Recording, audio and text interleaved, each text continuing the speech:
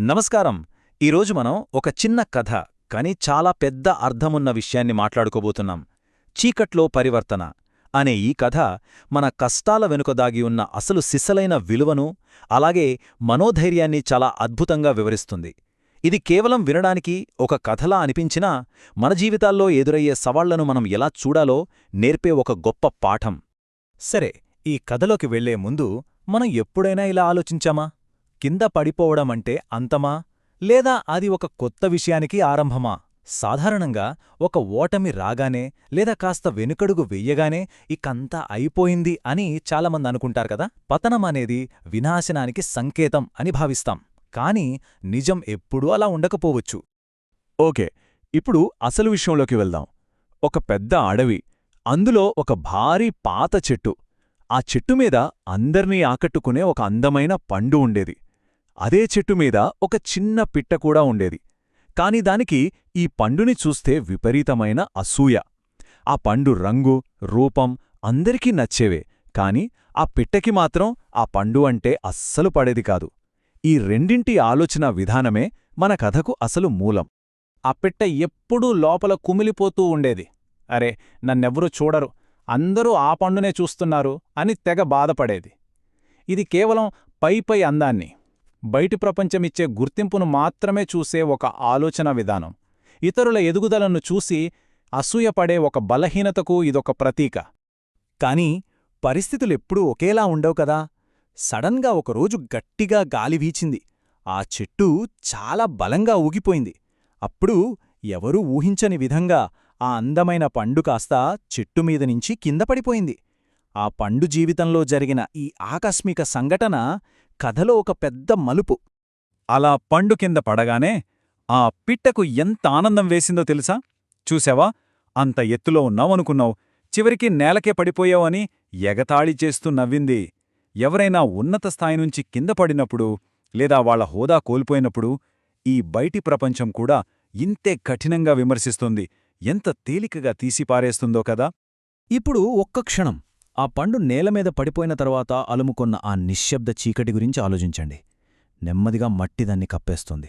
చుట్టూ భయంకరమైన ఒంటరితనం, నిశ్శబ్దం. తనకున్న ఆ అందమైన రూపాన్ని పూర్తిగా కోల్పోయింది. ఎవ్వరూ పట్టించుకోని ఆ చీకటి దశ వినడానికే చాలా నిస్సహాయంగా, భారంగా అనిపిస్తుంది.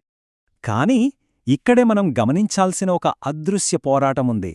మట్టిలో కప్పబడిపోయి తన పాత రూపాన్ని కోల్పోయి పాడైపోవడమనేది పైకి చూసేవారికి ఒక నాశనంలా కనిపిస్తుంది.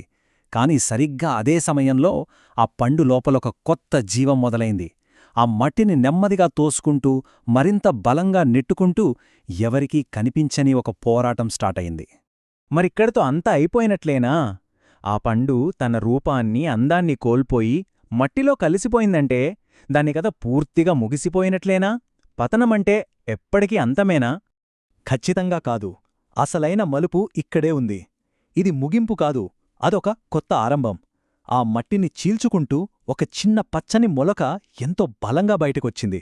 ఆ కొత్త జీవం బయట ఉన్న వెలుగును, గాలిని తాకింది. జీవితం ఒక సరికొత్త ఉత్సాహంతో కొత్త రూపంలో మళ్లీ మొదలైంది. ఇది చూసి ఆ పిట్ట షాక్. అరే, నువ్వేనా అది అని ఆశ్చర్యపోయి నోరెళ్లబెట్టింది.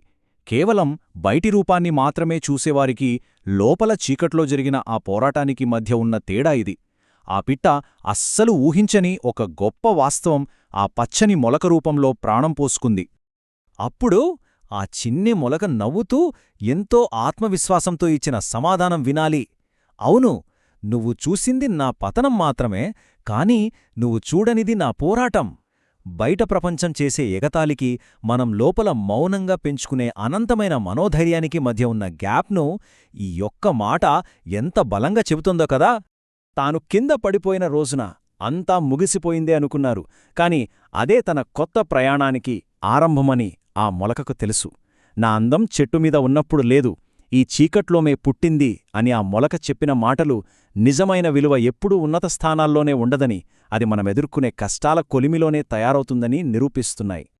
మనం ఈ కథలోని ప్రధానమైన విషయాన్ని ఒక్కసారి గమనిస్తే, విత్తనం ఎప్పుడూ చీకట్లోనే మొలకెత్తుతుంది, అలాగే మనిషి కూడా కష్టాల్లోనే ఎదుగుతాడు.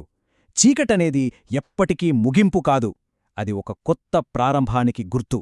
కష్టాలు మనల్ని నాశనం చెయ్యవు, మరింత దృఢంగా మారుస్తాయి అనేదే ఈ కథ చెప్పే అసలు సిసలైన సత్యం. ఎవరు చూడని సమయంలోనే మన అసలు ఎదుగుదల జరుగుతుంది. ఈ అద్భుతమైన మాటతో ఈనాటి విశ్లేషణను ముగిద్దాం. మన కంటికి కనిపించని చీకటి పోరాటాలు మనలో ఎంత గొప్ప మార్పును తీసుకొస్తాయో ఈ కథ మనందరికీ ఎప్పటికీ గుర్తుచేస్తుంది. కాబట్టి ఓటమి ఎదురైనప్పుడు అది పతనం కాదు, మన అద్భుతమైన ఎదుగుదలకు నాంది అని గుర్తుంచుకోండి. మళ్ళీ మరొక ఆసక్తికరమైన అంశంతో కలుద్దాం.